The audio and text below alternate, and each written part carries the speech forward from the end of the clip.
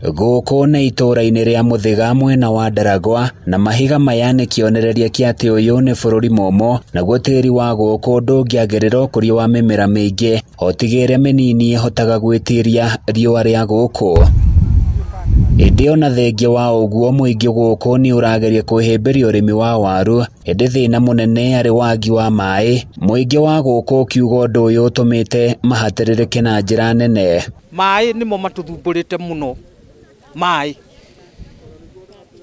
na ona ni Ngai ugiteithitie tondu maai maya ma ndemu marakinyuo ni indo ciothe ikabidi tukanyuaga maai ma ndem maria maranyuo ni kila kitu. Aikari aya maroiga ni magomeirwo ni uritu muingi wa muturire ni undu maai maria monekaga no ma mitaro na maria makoragwo mari kuraihu na micii yao.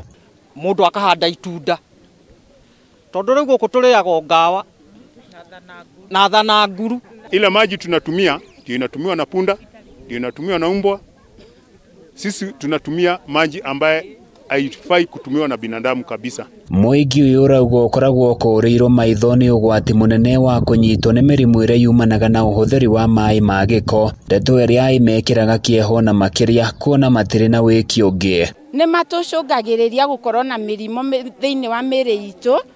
Mirimo ringi mirimo ya kuturwo ni nda, diarrhea, typhoid, tugakorwo na mathina maingi. Tungiona undu tungiteithika twambe ona tukiharvest tuheo matangi ma maai o muci ugie gatangi ka tumaai twa kunyua tukakigirira indo ici ingi maai ndemu. Ataramu wa maundu megi urimi mwega maroiga matura maya ma Nyandarua ya rugongo no makorwo na buthi mwega wa magetha na nikio makoretwo magithiururuka magithomithagia muingi wa guku njira itiganite cia urimi wa waru niguo kugeria kwarahura miturire yao. Tumewa train kuhusu kulima viazi vizuri na tukiangalia weather ya huku juu imekauka sana, inabidi tuna emphasize more on conservation agriculture.